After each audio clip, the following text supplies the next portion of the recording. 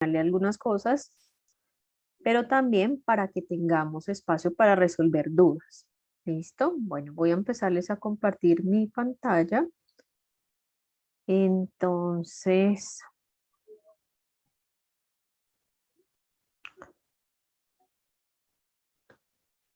bueno, les voy a hacer como un pequeño, como algunas cositas importantes para que sepamos eh, algunas cosas de los términos, de las cosas que usualmente a veces como se nos enredan cuando estamos o nos están explicando que nuestro hijo tiene una alergia a la proteína de leche de vaca. Entonces, lo primero es que respecto a los alimentos existen varios tipos de como de síntomas o problemas que puede presentarse. Existen algunas cosas que llamamos reacciones tóxicas, como por ejemplo una intoxicación porque se comió un hongo o algo similar, y reacciones no tóxicas, pero es que el cuerpo empieza a generar algún tipo de que no está como tolerando este alimento de algún modo. Entonces, cuando llamamos intolerancia a alimentos, esto no es como tal una reacción del sistema inmune, sino lo que tenemos es más problemas, por ejemplo, en el procesamiento de carbohidratos, como uno muy conocido, que es la deficiencia de la lactasa, que es la intolerancia a la lactosa. Cuando existe una alergia a los alimentos, ahí sí el sistema inmune está involucrado y vamos a tener diferentes vías en las cuales el cuerpo va a empezar a presentar esto. Entonces, por ejemplo, se puede activar una vía que se llama la inmunoglobulina E mediada, podemos tener la que es la no IG o no mediada, podemos tener la mixta y en esta una alergia que nos vamos a enfocar en esta charla es la alergia a las proteínas de la leche de vaca. Seguramente dirán, pero porque ahora hay más niños, yo siento que eso antes no pasaba, pero ¿por qué? Y bueno, muchas explicaciones. En GastroNutriPet nosotros, por ejemplo, hicimos un estudio en el cual comparamos los diagnósticos de los niños que atendíamos desde 1997 por quinquenios hasta el último, digamos es hasta el 2013, pero ya está el último quinquenio. ¿Y qué se empezó a ver? Por acá alergia alimentaria no aparece. Por acá alergia alimentaria no aparece. Y acá, primero que todo, que hace un salto grande, siendo el segundo motivo de consulta más importante de diagnósticos en nuestra consulta. Y además empezamos a ver que cada vez en nuestra consulta empezó a ser más y ya en el último quinquenio siendo el principal motivo de consulta y de diagnóstico en la consulta externa del gastroenterólogo en nuestra unidad. ¿Y por qué empezó, o más bien sabemos que ahora se está presentando más? Bueno, uno, porque hay más diagnóstico, ¿cierto? Hay más sospecha, mucho más se busca, pero también empezamos a ver que empezamos a tener algunos otros factores. Entonces hay factores que son, digámoslo así, yo voy a colocar por acá esto. Hay factores que llamamos que son ambientales, genéticos y también como alimentarios o otro tipo de exposición que empieza a generar que haya esta activación de la alergia. Genética no necesariamente es que el niño tiene alergia porque el papá tenía una alergia a la proteína de leche de vaca, ¿no? Sino sabemos más que es como ese factor de atopia, o sea, ese factor de alergia, si mi papá tiene rinitis y mi mamá tiene asma, ya hay una predisposición de alergia. Pero también hay algunos factores de exposición y en estos, y ahorita les voy a hablar algunas otras cosas y también lo ambiental. En cuanto a la exposición y lo ambiental, hace referencia a un término que nosotros llamamos la epigenética. ¿Qué empieza a pasar en esta parte? Entonces empezamos a ver que existen otros muchos factores que empiezan a modificar nuestra microbiota del intestino y activar o más bien a generar diferentes respuestas en nuestra flora, en nuestra microbiota intestinal. Dentro de estos sabemos que la vía del parto, entonces el parto por cesárea, el uso de antibióticos, el uso de fórmulas infantiles o algunos otros factores como por ejemplo la prematurez pueden incrementar el riesgo de alergia alimentaria y que incluso hay algunos otros factores que son protectores como lo es por ejemplo algunos incluso el contacto con mascotas en el embarazo y algunos otros factores como probióticos o otros que vemos en la, o que más bien estamos enfocados un poco ya en la parte postnatal.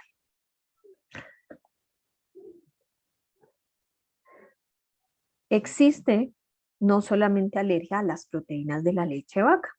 Este es el principal alergeno en la infancia, pero también tenemos alergia a los huevos, también tenemos alergia a la soya, también tenemos alergia al trigo, alergia a los mariscos, a los frutos secos, al maní.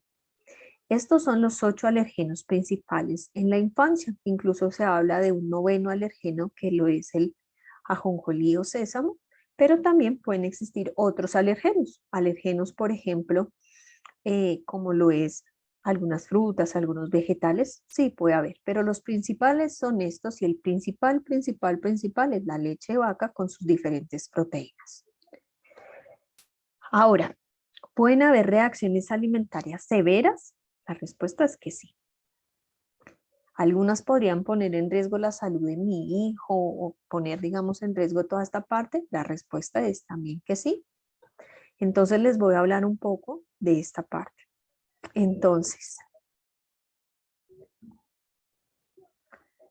cuando nosotros estamos hablando de las manifestaciones de alergia, como les dije, pueden ser las que llamamos de la ruta IgE mediada y las que llamamos de la ruta no IgE mediada y una categoría acá que es la mixta.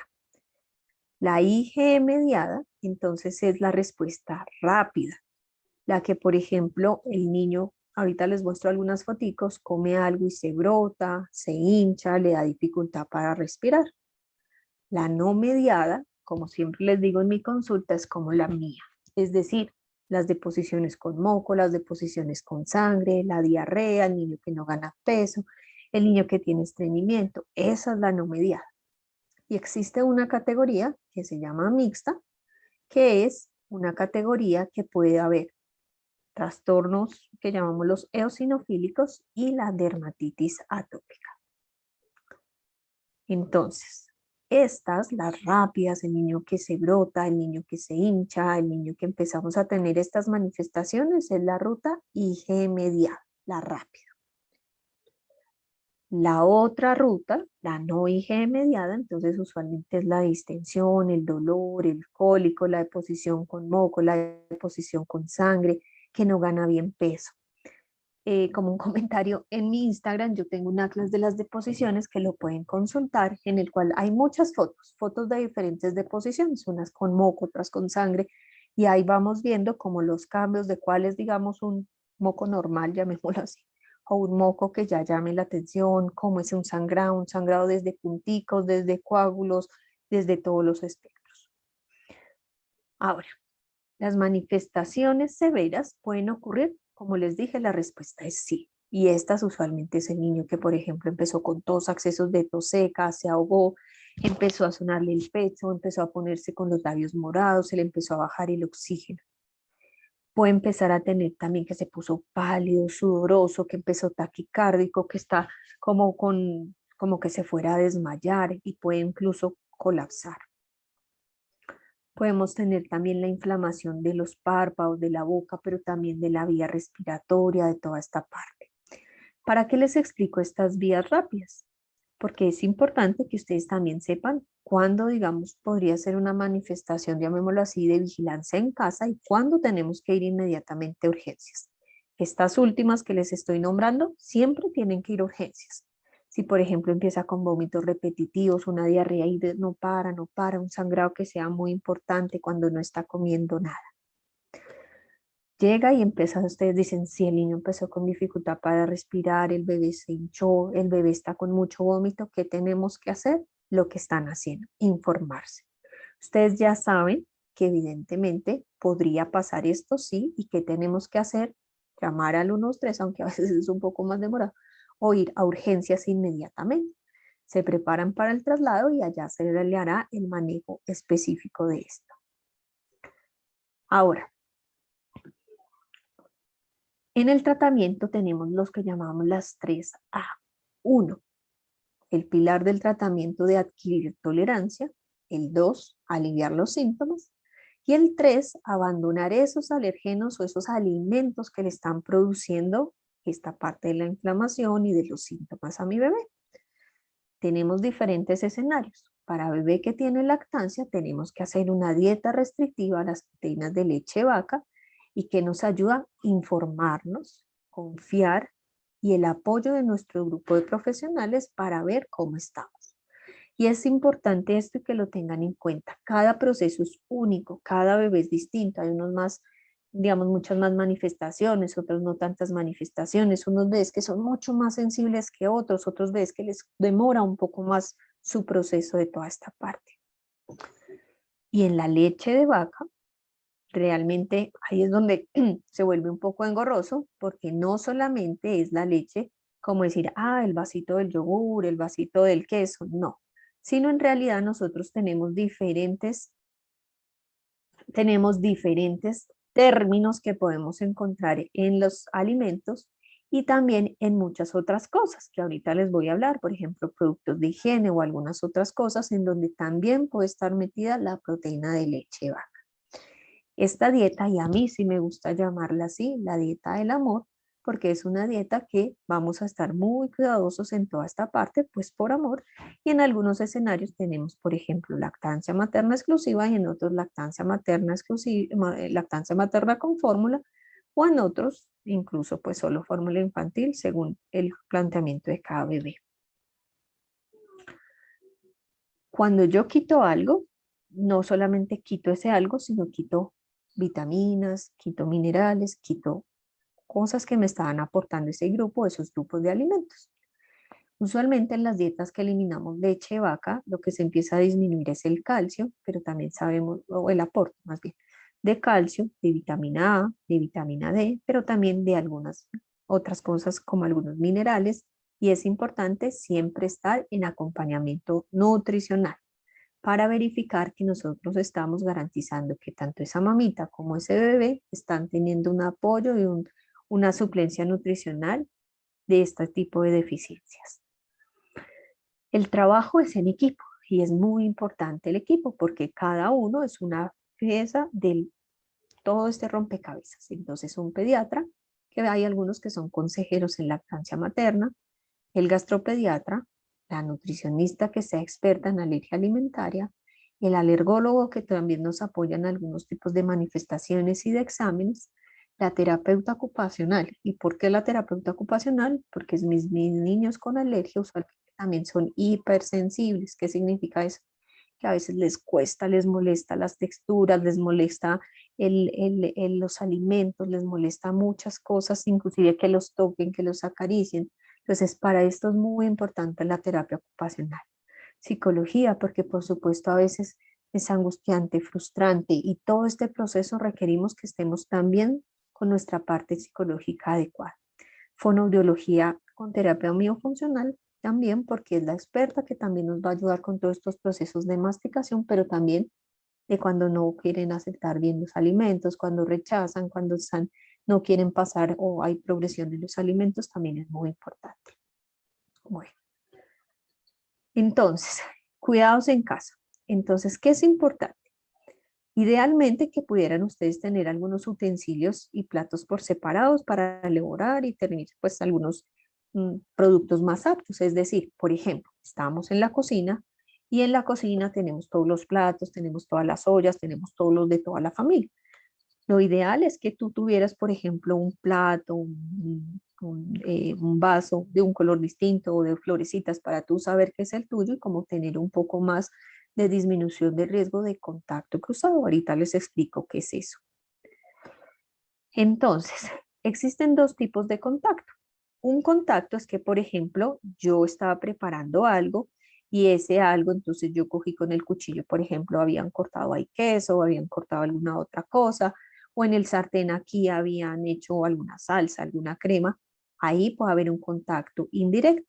Y también en el almacenamiento, digamos, en la nevera. Entonces yo tengo acá mis frutas, tengo mis vegetales, pero justo ahí yo también tenía algunas otras cosas como lo del yogur y queso y de pronto se chorreó, empezó. Entonces, para, digamos, disminuir toda esta parte, ¿qué podemos hacer? Pues tener, digamos, la vajilla, como les digo, pues tanto vajilla no, como platos o como sartenes de mayor uso por separado y además tener algunos alimentos seguros. ¿Cómo lo podemos hacer? Por ejemplo, en la nevera, en el stand de arriba, no en el de abajo, sino en el de arriba, los productos más aptos. ¿Listo? Y abajo, por ejemplo, no sé, cosas que tuvieran riesgo que se rieguen, que si al dado el caso se rompe o se daña, pues está abajo, pero no me va a dañar los otros alimentos. Lo ideal, pues no compartir toda esta parte ni de comida, ni bebidas, ni utensilios. Y es adecuado también si se puede tener una bandeja, en la bandeja que tengamos entonces alimentos seguros para que ustedes pues puedan darle al hijo o que ustedes también tengan, que son alimentos seguros, los que son aptos en alergias a la proteína de leche de vaca. Ahorita les hablo un poco más de eso. Los productos de aseo personal a veces como que nos enfocamos mucho en el alimento, nos enfocamos mucho en eso y estamos como exponiendo a nuestro bebé o nosotros mismos en otras cosas. Cuando uno mira el comercial, entonces dice jabón enriquecido con leche, crema con aguacate y toda esta parte, es decir, los productos de higiene también vienen con alimentos. Entonces hay que tener en cuenta esto. Por ejemplo, revisemos, estos pequeñines entonces son con leche y miel. Estos Winnie dice acá enriquecidos con leche. Este champú Johnson dice con leche y avena. Entonces, ¿qué significa? Más allá que mi bebé no se brote, es que lo estoy exponiendo todos los días. ¿Listo? Entonces, también tenemos que evitar todos estos posibles cosas en las que el bebé pueda estar en contacto con las proteínas de leche de vaca. Siempre verificando en el etiquetado que no diga que pueda contener proteínas como, o sea, ahí dice, ¿no? Leche, huevo, soya, entonces verificando. Y siempre que diga puede contener o alimento fabricado en un establecimiento donde se procesan los alérgenos, evitarlo.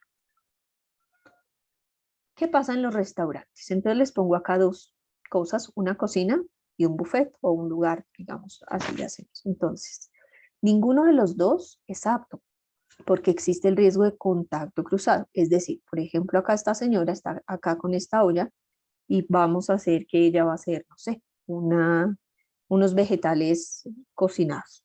Pero ahí y en esa misma olla antes habían hecho ahí una crema con otras cosas o con queso y ella viene acá y pica con el cuchillo esta berenjena, pero después ve y coge un pedazo de queso y lo echa acá, es decir, el contacto de un lado al otro, vamos a empezar a tener toda esta parte de riesgo de que en ese cuchillo, que en esa olla vamos a estar con toda esta parte. Otro lugar, entonces decimos, no, pero mira, es que yo literal voy a ir al tal restaurante o lo que sea y estoy viendo es en la parte de las ensaladas y me voy a pedir solamente, voy a coger ahí tomate con lechuga. ¿Qué pasa? Que esta pincita pudo haber estado en esta otra pincita, que como cortaron esta parte, entonces tampoco es adecuado por el riesgo de contacto cruzado. Las vacaciones, y ahora más por esta época que muchos bebés y pacientes van a viajar o van a tener algún cambio en su dinámica familiar por estas épocas, lo ideal es que si se van de vacaciones fueran a un lugar en donde tienen contacto, en donde tienen una cocina propia. Es decir, por ahora apartamentos o lugares en donde ustedes puedan cocinar. ¿Por qué? Porque es que en los hoteles, en los tipos buffet, vamos a tener el mismo riesgo del contacto cruzado y la parte, digamos, que les cocinen y que sean realmente aptos es difícil. Hay cosas que ustedes pueden comprar como frutas, vegetales, que va a ser apto y no va a tener mayor problema si ustedes ya conocen marcas que ustedes ya saben que son seguras, que su niño las tolera, lo ideal es que las lleven porque de pronto pues no las pueden encontrar allá. Pasando por otro tema súper importante y un poco lo engorroso en Colombia o en, digamos, en algunos países, es el tema de yo saber o conocer que realmente ese alimento es apto. Por norma, ¿cierto? Entonces, cuando yo tengo un producto, entonces ese producto tiene la marca, tiene pues bueno, casi siempre una foto del producto, tiene la cantidad, hay una información nutricional, hay varias cosas. De esto básicamente a mí, ¿qué me importaría en mi bebé que es alergia a la proteína de leche de vaca? Entonces, mucho la parte de la valoración nutricional, no mucho, o sea, digamos que cuántas proteínas tiene, que cuántas grasas tienen, no. Nos va a importar mucho los ingredientes, ¿cierto? Entonces, ¿qué ingredientes tiene? Avena, trigo, azúcar, leche desnatada, por ejemplo, en este caso. A veces empezamos a tener nombres distintos. Entonces, a veces esto es engorroso porque uno dice, no, pero no decía soya. Y cuando uno va y mira, E471 traduce soya. Entonces, siempre como revisar mucho el etiquetado. Otra parte importante es Además de la lista de ingredientes, por norma, y se supone que lo deberíamos tener, hay una declaración de alérgenos que abajito dice, puede contener leche de vaca o se procesa en una planta de leche de vaca o contiene leche de vaca. A mí a veces me cuesta un poco, digamos, como recomendarles algo que no dice o que no podamos garantizar que en realidad es sin proteínas de leche de vaca o que no tiene pues, soya o algún otro de los alérgenos que estemos excluyendo. Pero siempre revisar muy bien. Incluso una marca hoy puede ser apta y en 2 días no, porque cambió el etiquetado, porque cambió la planta, porque cambió las materias primas. Entonces, como yo les digo, siempre ser como un poquito mal pensados y que todo es sospechoso hasta que no se demuestre lo contrario. Bueno, les voy a explicar acá algunas cositas porque realmente acá no quiero extenderme mucho más yo, sino darles un espacio para que charlemos, para que resolvamos dudas. Pero muchas veces en mi consulta dicen, ay, no, pero es que hay que comprar, no sé qué. Entonces, miren que hay recetas que son fáciles, que las podemos elaborar en casa sin mayor problema. Estas recetas hacen parte de un librito que yo tengo de recetas, que las hice yo, digamos, antes del libro las hice yo y realmente son fáciles. Por ejemplo, hacer nachos mexicanos en la casa. ¿Cuáles son los ingredientes? Fáciles. Harina de arroz. Ven, pero ¿de dónde saco la harina de arroz? La pueden hacer en la casa. El arroz, lo pueden, si tienen un procesador o la licuadora, lo cernen, o sea, lo ponen en el colador, vuelven y ahí les queda ya el polvito, harina de arroz. Aceite, agua y sal. Para el pico de gallo, tomate, cebolla, aguacate y cilantro. Entonces lo que hacemos es que ya teniendo nuestra harina, entonces en un recipiente echamos la harina, el aceite, el agua y un poquito de sal al gusto. Eso queda como una masita. Ustedes la extienden, ustedes pueden hacerlo en una tela, o sea, en una tela, hay algunas, digamos, como para elaboración de nachos o de comida mexicana. Yo usualmente prefiero todo muy caserito, entonces puede ser, digamos, una telita o una servilleta y la colocan muy bien, la amasan, eso les va a quedar como una telita, lo dejan ahí reposar más o menos 1 hora y después van a empezar a cortar en forma de triangulitos o si quieren es hacer arepitas o si quieren hacer otra cosa y lo ponen a cocinar a fuego bajo y les queda un snack rico para ustedes, para una película, para una cena en la familia, para toda esta partecita. Y esta es una receta que es apta en leche, en dieta de exclusión de leche de vaca, pero también en soya, huevo, trigo, todos los 8 alérgenos principales que ya les mencioné. Ahora, el plátano. A mí el plátano me gusta mucho también porque les da muchas opciones de presentación y de variedad en platos, tanto dulces como salados. Entonces, por ejemplo, tenemos un plátano verde, también pueden usar maduro. Yo también hice la receta con maduro y queda igualmente rico. Aceite, sal. Entonces, pelan el plátano, lo ponen a cocinar, después con el tenedor para que le quede con un puré, lo extienden y le va a quedar así como una plaquita. Después de esto, entonces, lo ponen en el horno y después de ahí les va a quedar así como un tostoncito grande o si quieren hacer una pizza, digamos, si la base sería el plátano y ya teniendo en la pizzita pueden echarle encima pollo, pueden echarle res, pueden echarle algunas otras cosas. ¿Listo? Yo esto lo llamo mucho como bases o materias, porque vuelvo y les digo esto encima con guacamole o esto encima le pueden echar un dulce casero con alguna fruta o ustedes pueden echarle alguna otra cosa y fácil. Yo no soy chef, estas son recetas que fui viendo por la necesidad de mis pacientes y yo les cuento algo, yo también tuve bebé con alergia, yo hice dieta 15 meses y de algo que me arrepiento es que no hice muchas recetas y ahora por mi práctica diaria que todos los días veo bebés con APLB, digo, mira estas recetas tan fáciles que hubiera podido hacer. Algo dulce o algún postre, incluso para nuestros bebés. Entonces, por ejemplo, un banano, fresas y podemos utilizar dátiles o incluso solamente el banano y la fresa nos sirve. Se ponen al congelador para que queden como duritos, como refrigerados y después lo licúan y lo ponen en molde. Un tipcito es también a veces en mi consulta también me dicen, ay no, pero mira que es que no se está tomando bien la fórmula, a veces no cómo hacer, ¿será que hay alguna otra cosa, manera? Sí hay opciones en grandes, obviamente que ya coman alimentación complementaria, Entonces a esta misma mezclita le podríamos aplicar fórmula de alergia, obviamente. Las fórmulas de alergia, si van a hacer alguna receta, la contraindicación o lo que no se debe hacer es hervir, ¿listo? O sea, que lo van a poner, como decir, en la olla a hervir, no. Pero, por ejemplo, se puede mezclar o se hacen, por ejemplo, 1 onza de la fórmula, lo mezclan a esta preparación y lo ponen al refrigerador y se puede hacer, ¿listo? Pero lo que les digo, no se puede es como poner a ebullición o estas cosas, no, pero en preparaciones sí lo pueden hacer. Por ejemplo, en el plátano, si quisiéramos antes, entonces se podría mezclar algo de fórmula, sí. Cuando ya tenemos ahí, le echamos una oncita, digamos que quede como regadito, que se seque y le podemos así también hacer alguna preparación. Bueno, esta parte era como lo que yo les quería mencionar, pero ahorita lo que más quiero es que charlemos, ¿listo? Que me pregunten como muchas cosas que tienen, dudas que tengan, y espero que pues que charlemos varias cositas. ¿Listo? Por acá en el chat veo que escribieron algo.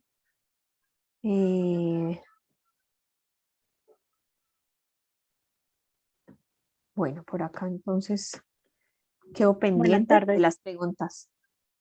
¿Cómo estás, doctor? Te voy a acompañar acá. Entonces, lo primero que nos preguntan es si podríamos regalar la información por correo. La información va a quedar, esta charla después de autorizaciones, va a quedar grabada en el canal de la fundación.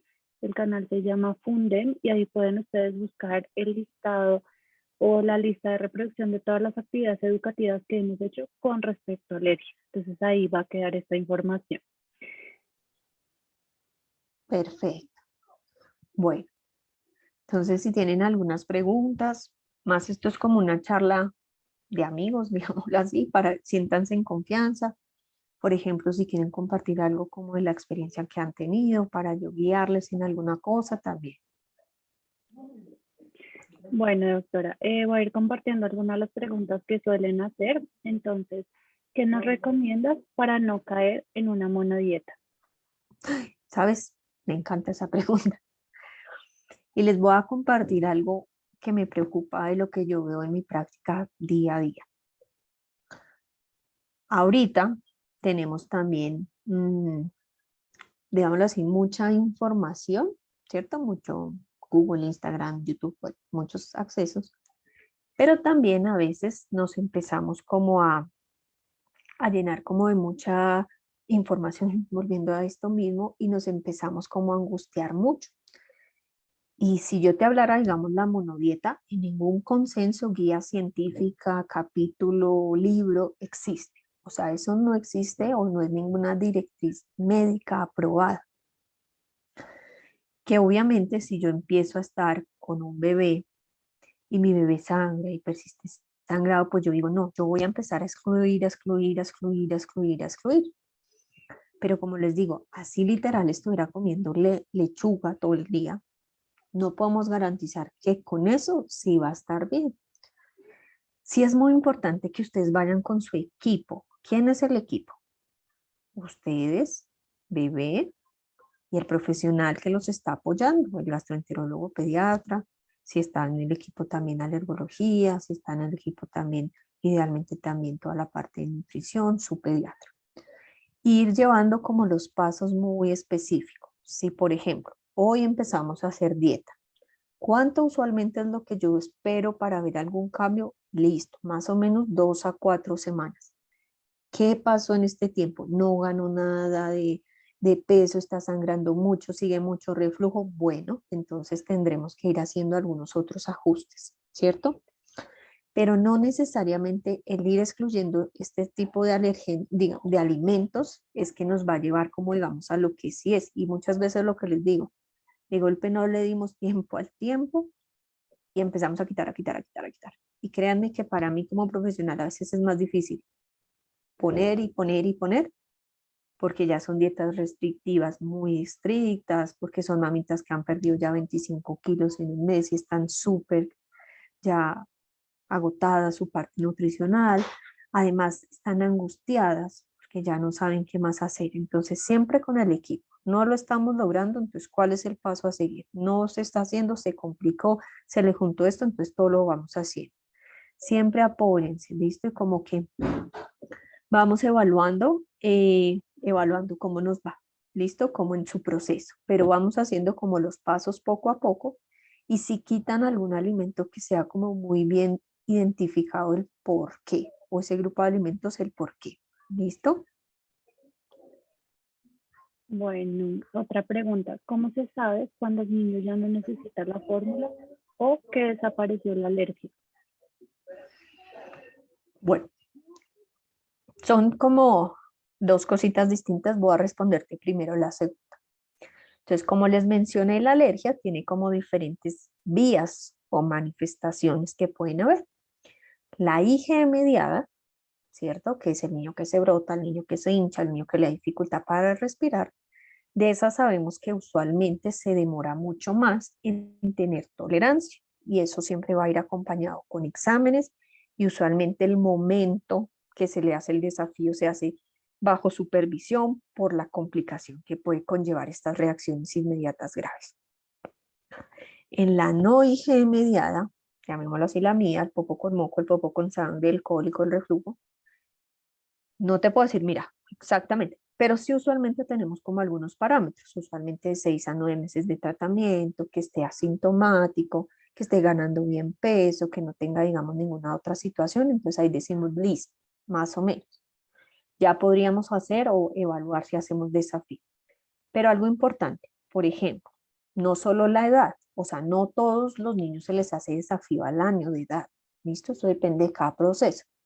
Pero sí usualmente casi muchos empiezan su proceso a los 2 meses, a los 3 meses, entonces como que sí se le junta a los 6, a los 9 meses al año, pero no es que todos al año se les hace desafío, sino se evalúa.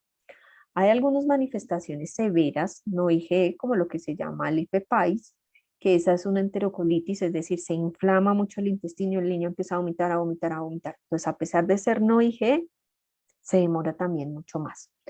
Entonces, ¿tú cómo sabes si tu hijo ya podría estar cercano o no?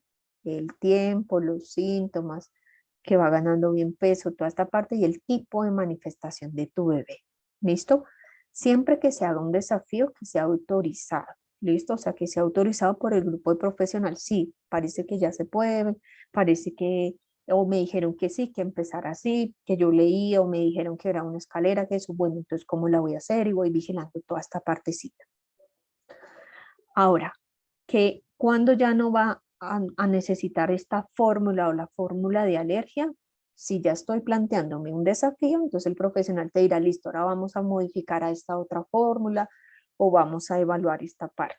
¿Listo? Entonces va ahí como de la mano, dependiendo. Hay ocasiones en las que, por ejemplo, era mixta, ¿sí? Era lactancia y fórmula y en realidad el niño ya está tomando muy poquita fórmula y se queda solamente con lactancia hasta terminar su proceso, o al contrario, por alguna situación termina solo el proceso con fórmula o mezcladito, pero ahí se va diciendo como cuándo terminar este proceso. Bueno, otra pregunta dice, buenas tardes, quisiera saber si es normal que mi bebé siga haciendo el popó con moco si ya está solo con leche de fórmula. Y pregunté qué leche de fórmula, me dicen que Neocate. No me especificaron cuál de las dos. Bueno, entonces mira, algo importantísimo y también una pregunta súper valiosa porque es lo que llega mucho en la consulta y también me preguntan mucho como por redes sociales, por Instagram y toda esta parte. ¿El popó tiene moco? La respuesta es sí, sí podría tener moco, porque la mucosa del intestino produce moco, así como cuando uno tiene la mucosa nasal, produce moco, pero cuando yo empiezo a ver obviamente que es moco más rutilante, más abundante, que es más espeso, chicloso, pues está produciendo mucho más moco. Pero el moco que nosotros vemos se va disminuyendo poco a poco, en toda esta parte. Entonces, usualmente cuando yo, por ejemplo, hago un ajuste en la alimentación, el moco puede durar semanas, incluso meses en irse. Pero para mí, ¿qué es importante? ¿Que no tenga moco? No, más bien cómo va el proceso. Listo, en 6 meses, perdón, en 2 semanas, en 3 semanas, ¿cómo fue progresando ese moco? Por ejemplo, yo siempre les digo, hagamos seguimiento es en una semana. ¿Cómo siguió ese moco? No, mira, está aumentando, está disminuyendo y así vamos haciendo. porque no solamente porque todavía continúe con algo de moco es que está mal, ¿listo? Hay que saber cuánto tiempo lleva, cómo era el moco antes y todo este proceso, ¿listo? La señora Daniela Guerrero tiene la mano levantada. No sé si puedes activar tu micrófono y comentarnos. Buenas tardes, mi nombre es Daniela Guerrero, tengo un bebé que va a cumplir 5 meses y él inició casi a los 20 días de nacido con la fórmula de Neocate. Mi pregunta es, primero, ¿en qué tiempo puedo iniciarle la alimentación complementaria? Y segundo, él ha hecho popó desde que le cambiamos la fórmula, un color verde, como un verde militar se puede decir, y nunca le cambió, o sea, él se mantiene con ese mismo color. ¿Es normal? Buenísimas tus preguntas. Te voy a contestar primero la segunda y luego la primera. Entonces, el popo verde o el popo distinto. Entonces, signos de alarma para nosotros que yo, digamos, les refuerzo mucho. ¿Qué es un signo de alarma? O sea, algo que está mal. Entonces es, por ejemplo, popo con moco abundante, popo con sangre, mucha diarrea, que se le queme la colita, que estemos, por ejemplo, con popos duros, bolas. Esos son signos de alarma. El popo verde se modifica por varias cosas y una importante es con lo que él coma. Las fórmulas infantiles usualmente cambian la coloración del popó y estas leches elementales, esta fórmula, usualmente da esa característica. Ese popó verde, así como tú dices, verde muy fuerte, así. Es normal, digamos, el color del popó de un bebé con leche de neo. Verde militar, dijo ella. Sí, en el Atlas, volviendo a mi Atlas, allá ahí yo tengo fotos y ahí hay una igualita, es de esa parte. Entonces llamémoslo así, más no me estresa el verde, sino que empecemos a ver sangre, que empecemos a ver que se le queme la cola, que empecemos a tener alguna otra cosa, porque ese popó es normal. Cuando empiece a comer, sí vas a empezar a ver otros tipos de popós, porque ya va a ser un popó un poco más diariamente distinto según lo que coma. Por ejemplo, empezó a comer zanahoria, entonces le puedes ver incluso algunos residuos de zanahoria o un popó mucho más de este color. Comió remolacha, entonces le vas a ver un popó un poco más como rojo o con otras tinciones. Comió granadilla, entonces le vas a ver las pepas y le puedes ver ahí algo como también de moco. Comió zucchini, le puedes ver algo así de pelitos. Entonces va a ser un poco ya más cambiante la coloración, la forma, la consistencia según lo que come en la complementaria. Pero con Neocade exclusivo y el SP, porque el cineo también es distinto, da este color. De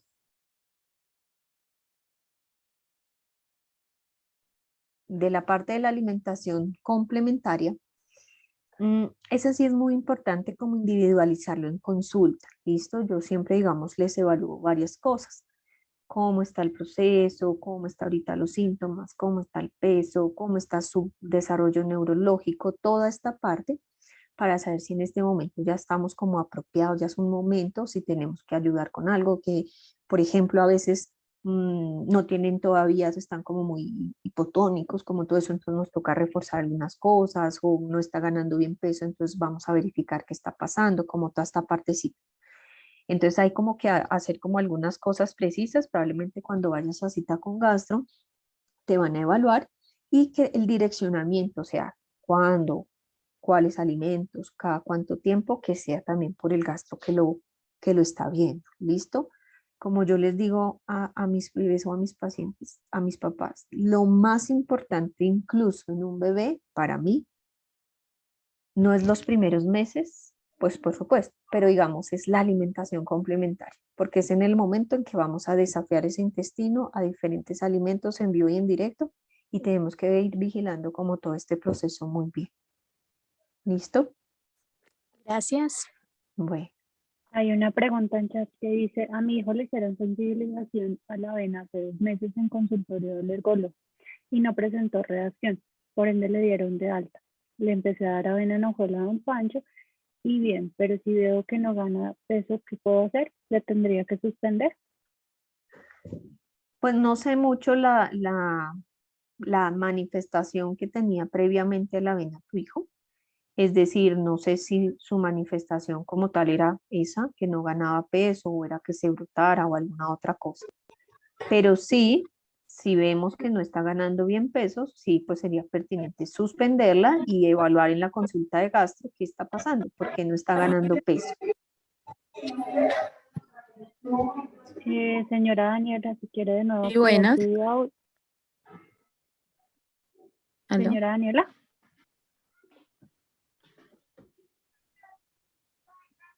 Bueno, Señora Nasli, ¿Aló? si quiere activar su... ¿Aló? espérate un momentico por acá, desactivamos. Listo. Muy buenas noches. Buenas noches. Mira, mi hijo tiene 4 años y hace 4 meses, digamos que empezamos con el proceso de dieta por alérgenos de proteína de vaca. Llevamos 4 meses con la dieta y sin embargo él no sube de peso, o sea, siguió sin subir de peso. Él nunca ha presentado, digamos, como síntomas como tal de la alergia graves, sino, por ejemplo, sí tenía a veces un poco de dolor abdominal o realmente el peso, pero él sigue sin subir de peso. Ya llevamos 4 meses con esta dieta, pero pues sí es algo que digamos como que, y todos sus exámenes de laboratorios de alérgenos salieron perfectos, o sea, incluso a la leche o a la proteína salió bien. Entonces, pues digamos que mi pregunta es, si todo sale bien, ¿qué tan, o sea, qué tan estricta, por ejemplo, debe continuarse esa dieta si realmente él nunca ha presentado como síntomas claros como a la exposición de esos alimentos? Muy buena tu pregunta. Entonces, mira, algo importante es, como lo que ya les he mencionado, lo de la vía IgE, la vía no IgE. Los exámenes de sangre, de piel, usualmente sirven para el niño que se brota, para el niño que se hincha, para el niño esa parte. Es decir, es completamente esperable que en tu hijo le salgan negativos porque a él no le pasa esas manifestaciones, ¿sí? Cuando un niño no gana peso, se llama enteropatía alérgica. Y ese tipo de manifestación hace que pues a veces el intestino delgado básicamente es el que no absorbe bien los nutrientes y por eso los niños no ganan peso. No está inflamado el colon a veces, entonces pues por eso es que no sangran. No está inflamado el esófago, entonces pues por eso no tiene la parte de reflujo, pero sí puede estar otra parte. Pero para ese tipo de manifestaciones, como te dije, no sirven los exámenes. Lo que se hace, digamos, es lo adecuado es si yo sospecho que es la leche de vaca, le hago prueba de exclusión y luego desafío. Pero sí me llama la atención que lleve 4 meses. Yo usualmente lo que primero hago es evaluar la dieta, porque muchas veces veo que hay cositas o distintas en la dieta, entonces no estoy diciendo que es solo por eso, pero lo primero es verificar si la dieta realmente está siendo muy estricta.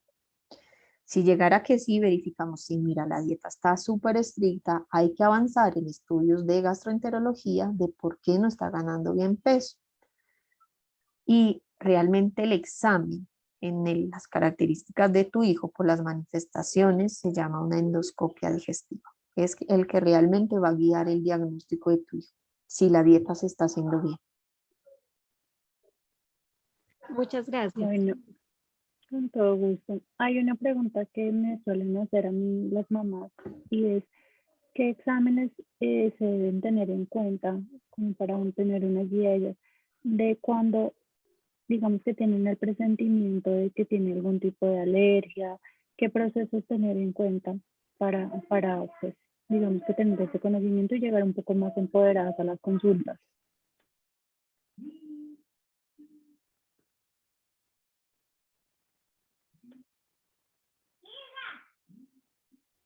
Entonces, en los IgE mediados, niño que se brota, niño que se hincha, niño que le da dificultad para respirar, existen pruebas que son, por ejemplo, en sangre, inmunoglobulinas específicas para el alimento, entonces IG específica para leche de vaca, IG específica para caseína, IG específica para yema de huevo, ¿cierto? También existen pruebas en piel, entonces unas son las pruebas cutáneas o los prick test, que ese es pues en realidad sencillo se lo queremos ver, es decir, con una lancetica, es decir, como con un chucito, se toca acá y le ponen ahí un extracto, que es más o menos como, si me entendieran así, una gota de leche, pero no es tan literal, ¿no? Pero es más o menos leche, huevo, soya, entonces se mira. Existe otro que se llama el parche cutáneo, en el cual ahí sí literal se le coloca como un extracto del alimento y se coloca el parche, se hace una lectura a las 48 horas y luego se hace una lectura a las 72 horas y luego se hace una lectura después a las 48 horas sin el parche. Entonces como que para algunos existen, digamos, este tipo de exámenes, ¿listo? Los que más usualmente en esos IG mediados que se hacen son los de sangre y las pruebas del libracito o de la espalda. Para las mías, que es el popó con moco, el popó con sangre, para toda esta parte, como es otra ruta la que se activa, ¿cierto? Entonces, no sirven esos exámenes porque estos están mirando es otras cosas. El gol estándar, o sea, la prueba reina realmente es más la historia clínica para si la sospecha. Empecemos desde exámenes, entonces coproscópico, que acá pues en Colombia tenemos mucha facilidad de tomar coproscópico, uno lo puede tomar incluso particular. El coproscópico no diagnostica alergia a las proteínas de leche de vaca ni lo descarta, ¿listo? Hay cosas que siempre vemos y como que o confunden o ayudan. Ah, mira, es que le salió azúcares reductores positivo, entonces, ¿qué es problema de la lactosa? Los niños con lactancia materna exclusiva es común que en estos exámenes tengan azúcares reductores positivos y no tiene que ver nada con que tengan intolerancia a la lactosa. Incluso por la demora, por el momento del procesamiento, puede salir positivo. Es decir, en realidad es muy inespecífico eso de los azúcares reductores y eso estamos hablando de la lactosa. Distintísimo a las proteínas de leche de vaca, ¿no? Ahora, la lactosa es el azúcar, ¿no? O sea, la leche tiene proteínas, grasas y azúcar. Las proteínas es las del cuajo, que es la caseína, las del suero, que es lactoalbúmina, lactoglobulina, y por ejemplo, algunas otras de otros nombrecitos más distintos. En cambio, el azúcar es la lactosa. Cuando yo tengo una alergia, tengo a las proteínas. Cuando yo tengo una intolerancia, lo tengo al azúcar. ¿Listo? Entonces, azúcares reductores, no mucho y nada me ayuda para diagnóstico de alergia a las proteínas de leche de vaca. Sangre oculta. La sangre oculta tampoco ni diagnostica ni confirma el diagnóstico de alergia a las proteínas de leche de vaca porque es lo mismo. La alimentación, incluso el momento del procesamiento, me puede dar una sangre oculta positiva o negativa y realmente no me está diciendo nada. Que diga ahí flora bacteriana aumentada o que diga leucocitos, pues son cosas que digamos uno evalúa, pero tampoco me están diciendo realmente un diagnóstico con certeza. Entonces el coproscópico, ¿cuándo podría ser útil? Más allá es como para diagnósticos diferenciales, que le salga, por ejemplo, que tienes una amebiasis, que tienes una salmonelosis, cosas así de diagnósticos diferenciales, pero no como para diagnóstico de alergia a las proteínas de leche de vaca. Tampoco el seguimiento es con coproscópicos, no. ¿Listo? Otros exámenes que ya son de nuestra consulta de gastro, más especializados como calprotectina fecal y otras cosas que solicitamos, tampoco son para diagnóstico de alergia a la proteína de leche de vaca. Usualmente o cuando los pedimos es como con otros fines. Es decir, en la consulta y lo más importante es que tú digas, yo sé que a mí me dijeron que hay cosas que no son normal, que no es normal sangrar, que no es normal tener un moco abundante persistente, que mi hijo tiene mucho reflujo, que tiene cólico, que tiene ahorita la colita muy quemada, algo le está pasando. Y ya con esto uno empieza a decir, puede ser una alergia, pues yo he leído, me han dicho, sí puede ser una sospecha, pero realmente la historia clínica, el evaluar todas estas cosas es lo que nos va a dar mucho, mucho como la sospecha diagnóstica. ¿Listo? Bueno, siguiente pregunta, doctora. Nuestro bebé de 21 meses, desde que nació, está con Meokate. Comenzó con LSP, ahora está con Junior Neutro. Pero nuestro hijo no tiene un peso significativo. ¿Cómo hago para que el tetero sea más proteínico?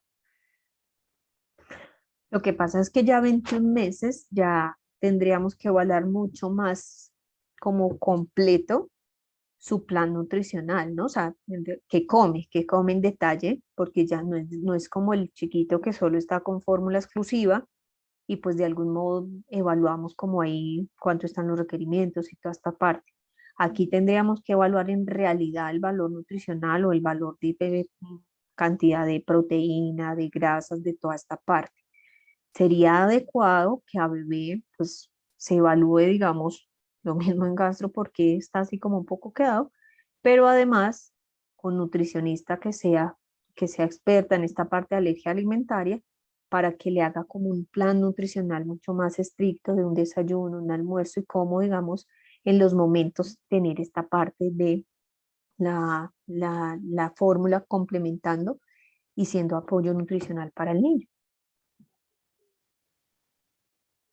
Siguiente pregunta. Mi bebé tiene 4 meses y tiene alergia desde el mes y medio. Estábamos con Neocay y LSP, pero le dio estreñimiento, por lo cual cambiamos a Neocay sin Neo.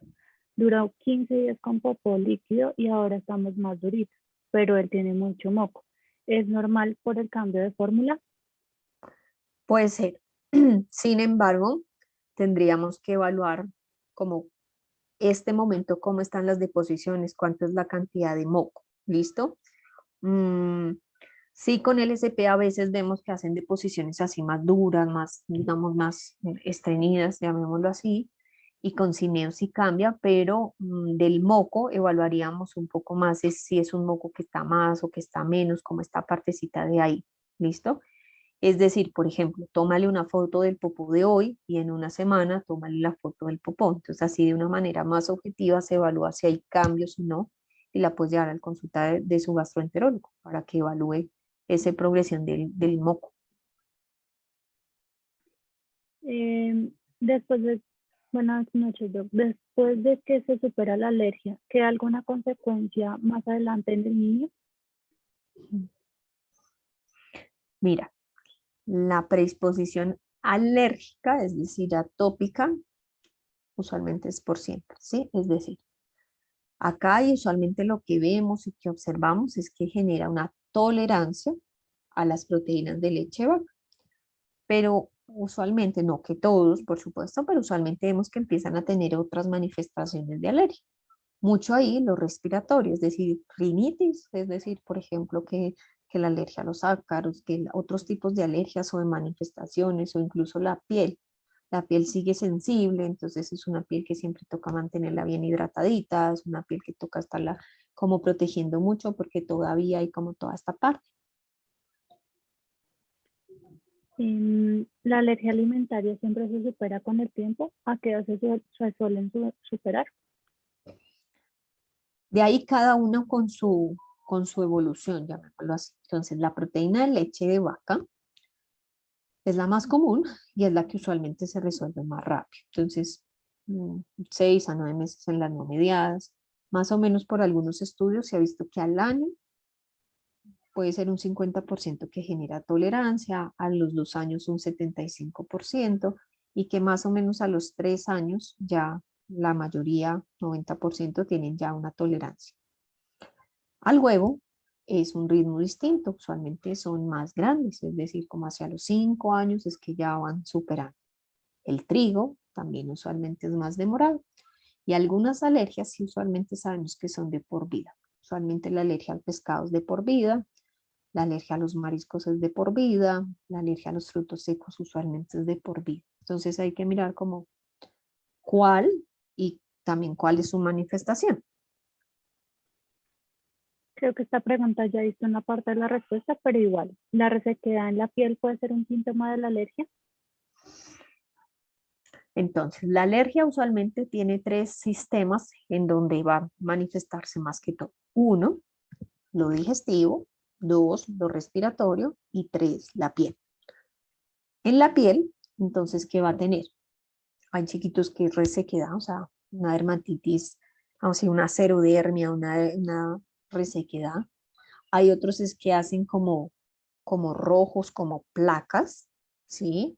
O sea, dermatitis más atópica. Hay otros que hacen es brotes, urticarias, así como estos, como picaduras que se ven así. Y no toda, mejor dicho, no toda resequedad es alergia alimentaria, ¿no? Puede ser que solamente sea un tipo de piel sensible, una dermatitis atópica, otras cosas, pero usualmente sí, en muchos bebecitos con APLB vemos que su piel es bastante sensible y delicada. ¿Listo? Bueno, señora Marcela Romero, por favor, activa su audio y nos comenta su pregunta y finalizaríamos con la señora Piedad Mesa. Perfecto. Sí, buenas noches. Mi pregunta es la siguiente. Yo tengo un niño de 2 años y medio con múltiples alergias alimentarias. Él está formulado pues con New-Case, pero no ha aumentado significativamente de peso. Aparte, pues tengo un bebé de 7 meses. Cuando inició la alimentación complementaria, al principio todo iba muy bien, pero ya ahorita que va a cumplir los 7 meses, estoy notando que se le está, la carita, se le está manifestando pues enrojecimiento y también en la espalda. ¿Será que, o sea, estoy un poco preocupada porque de pronto pueda tener la misma condición de mi primer hijo? Quisiera saber pues qué hacer y si realmente pues sí sea una alergia alimentaria o simplemente es por algo de contacto con los alimentos. Muchas gracias. Perfecto. De la primera pregunta que me decías lo mismo de tu hijo, ya a esta edad es que es distinto un bebé lactante, es decir, un bebé pequeñito de 2 meses, ya uno que tengamos de 1 año por su ritmo de crecimiento, a los 2 años también su velocidad de crecimiento y de ganancia en peso es distinta. Pero si acá, llamémoslo así, se supone que le estamos dando un tratamiento de alergia y aún así no está ganando bien peso, hay que ver qué está pasando con algunos exámenes bien de absorción intestinal, si está absorbiendo en las grasas, las proteínas, toda esta parte, y si hay necesidad de evaluar algunos otros también diagnósticos diferenciales o alguna otra cosa que esté como complicándonos también su parte nutricional como está ahorita, que no tengamos nada de anemia, nada de cosas distintas que se pueden juntar y también hacer que no gane bien el peso. Del hermanito, si mi papá o mamá tienen alergia, yo puedo hasta un 80% de probabilidad de ser alérgico. ¿A qué? Puede ser a rinitis, puede ser dermatitis o alergia a alimentos. Si mi hermano tiene alergia, yo tengo una probabilidad hasta el 60% de ser alérgico. Entonces, por ahí carga genética sí hay. No te estoy diciendo que sí, pero sí, lo que tú dices, hay como un tema que uno como que enciende más el bombillo. Yo te sugeriría, pues por supuesto, y si pudieses ir a consultar alergología, porque como él está teniendo manifestaciones en piel, ahí sí podrían servir incluso ayudarnos exámenes de alergia para guiarnos o decir, no, esto es solo una dermatitis de contacto irritativa y no está pasando nada más. Y ahorita, es decir, entre más pase el tiempo, capaz podemos estar después, primero confundiéndonos más, exponiendo más y más engorroso. En cambio, ahorita sería muy pertinente que te viera alergología. Perfecto. Señora Piedad Mesa, por favor, activa su Gracias. micrófono y nos comenta. Claro que sí, hola, buenas noches, ¿cómo están? Buenas. Doctora, qué pena, yo tengo como tres duditas. La primera sería, mi niño tiene 4 meses, ¿cierto? Él desde los 20 días de nacido ha utilizado fórmulas. En el momento vamos con la Neocat de Cineo. ¿Qué pasa? Nosotros estamos preocupados porque el niño no ha querido como subir de onzas en la leche. Él siempre está mantenido entre 3.5 y digamos que él no o sea, no solicita más tetero, no le da como más ansias de más tetero. Es normal que eso sea así. Esa es una. La segunda sería, por ejemplo, nosotros estamos apoyados pues con el seguro, con la parte de especialistas del seguro. Y por ejemplo, la próxima cita la tenemos en febrero. Él ya va a usar los 6 meses antes de febrero. Nosotros, ¿dónde podemos ir como para que nos den una guía alimentaria de qué empezarle a dar, cómo darle, o con qué especialista pediríamos una cita? ¿Con un alergiólogo, un nutricionista o un gastro? Bueno, esa es otra. Y la otra, que tengo mucha duda, es cuando el popó está con moco, Y cuando es sangre, sangre, ¿la sangre roja, roja o puede ser de otro color la sangre? Mm, Más clara, más oscura, más café. Y ya, eso mm. sería. Muchas gracias. Bueno, buenísimo. Entonces, de la primera pregunta que me hiciste, hay que mirar, por ejemplo, cuánto es la cantidad de onzas que está tomando al día. Hay niños que no toman 4, 5 onzas, pero cuando yo le miro el récord del día, estamos logrando, qué sé yo, 24, 26 onzas con las tomas. Entonces, lo primero importante, si puedes hacer como un diario, por lo menos algunos días, de saber cuántas onzas en realidad estamos llegando. No tanto lo que te digo por toma, sino en las 24 horas. Así vamos sabiendo cuánto estamos ahorita de aporte en esto y si estamos realmente más quedados o no. Hay niños como que no aumentan el volumen. Importante también que lo vea como fonoaudiología, como para verificar si es que es algo de masticación o incluso en gastro, que a veces cuando les da reflujo, pues no quieren como aumentar el volumen y esta partecita. Pero lo primero, hagamos lo primero. Si me entiendes, tú haz como un récord de verdad cuántas onzas es que está tomando al día, cuánto estamos llegando. ¿Listo? Lo segundo, es un drama, es una problemática fea, ¿no? Digamos, o sea, el tema de como lo ideal sería que tuviera seguimientos mensuales, ¿sí? Y que todo el acompañamiento y el direccionamiento fuera pues por gastro y digamos con su equipo tratante, pero pues a veces pasa, ¿no? Y pasa mucho esta parte de que no se logra. Lo ideal, obviamente te digo que lo hubiera gastro y más ahorita para la alimentación complementaria, para como el de la guía, el direccionamiento. En la parte de nutrición hay algunas nutricionistas, digamos, que son como expertas o que manejan mucho toda esta parte de alergia alimentaria. Si pudieras, digamos, en tu lugar en donde vives o te quede fácil, también podría ser. Pero sí es importante, o sea, más allá de solo por la edad, sino saber realmente, o sea, con valoración de gastos, sí, listo, está como apto, aprobado para empezar la alimentación complementaria, entonces se va a hacer así, un alimento tal, así, como todas las cosas. ¿Listo? Ahora, la otra que me dijiste fue el popo este. En el atlas este que yo les mencioné, yo ahí tengo varias fotos, hay veces que se puede ver el popo fresco, o sea, hilitos, el sangrado así. Hay a veces que se ve como agua sangre, es decir, como mucho más diluido, como un rosáceo, así se ve como naranja, como un poco más, o como caramelado, como un café así, distinto. Em, entonces sí se puede ver de distintas maneras, ¿listo? Incluso el sangrado como que ha pasado mucho más tiempo, incluso se puede ver mucho más oscuro en algunas ocasiones. ¿Listo? Listo, doctora, muchísimas gracias. Bueno, Bueno, tenemos unas preguntas en el chat. Creo que una de estas ya la respondiste, pero la están volviendo a preguntar. Médica, ¿me podrías confirmar las alergias que son de por vida? Tengo 2 preguntas más en chat y acabaríamos ahí, doctora. bueno, listo, sí, señora. Algunas, las 4 que usualmente son transitorias, es leche, huevo, trigo y soya. Usualmente son estos alergenos los que casi siempre generan mayormente tolerancia. El pescado, el maní, los frutos secos, incluso algunas frutas, sí, usualmente son de por vida. O sea, las transitorias y más frecuentes que son en la infancia, son las que más que todo se superan, que es leche, huevo, trigo y soya. Listo. Tenemos otra que dice, ¿cómo manejar el tema de alergias en reuniones, cumpleaños?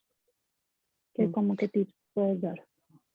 Lo primero, que el menú y todo sea más en base a tu hijo, es decir, llamémoslo así, que si la mesa de snack, todo sea apto, ¿sí? ¿Y cómo lo podemos hacer? Hay muchas cosas, por ejemplo, como les mencionaba ahorita, algunas recetas, todo lo de frutas, palitos de zanahoria, o sea, cositas así para que todo lo que está en la mesa sea apto. Hay algunas recetas fáciles de hacer, por ejemplo, galletitas, de hacer algunas cosas que pueden hacer en casa o, por ejemplo, pues, por ejemplo, el maíz pira es apto, no el de microondas, ¿no? O sea, no el que se coloca ahí, sino normalmente también se puede. O plátano, tajaditas que puedan hacer, chips de papas o chips de patacones o de arracacha o de cosas también lo pueden hacer como para hacer, obviamente, snack caseros. El tema de la torta, a mí usualmente me gustan más tortas, incluso más tortas como frutales, que también nos ayuda mucho. Y siempre también importante, pues no, mejor yo poner letrero, todo, pero sí que como que todos también estemos como sabiendo un poco del tema. Por ejemplo, en el colegio, que sepan el por qué estamos haciendo la dieta, por qué es la importancia de esto, qué no le pueden dar, que si le dan avisen, porque ustedes saben que los niños comparten, entonces como que si vieron que el amiguito le dio toda esa parte, pues que todo eso, digamos, se sepa, que digamos sea como un tema tampoco repetitivo de todo, pero que sea algo, digamos, que sepan los signos de alarma, que sepan qué es lo que se debe, si llegara a comer algo, entonces a dónde avisar, o dependiendo del tipo de manifestación también. Hay algunos niños que comen y se hinchan, entonces mira, este es el medicamento que hay que aplicarlo, o no, él no se hincha, pero sí que nos avisen, por favor, para nosotros saber y estar pendiente en casa, vigilar todas las otras cosas. ¿Listo? Unos hilos negros en el popo, ¿qué significan? Los hilitos negros son varias cosas. Cuando es un bebé que come, la causa más común que yo veo se llama banano o plátano, porque pueden haber esos hilitos por las fibras de esto. En un bebé que no come o que no empieza a ver como, o no comió plátano, o no comió banano ni nada de estas cosas, pues hay que ver si no es que es sangre, porque a veces la sangre también se puede ver así como hilitos negros, o sea, como hilitos así de esta parte.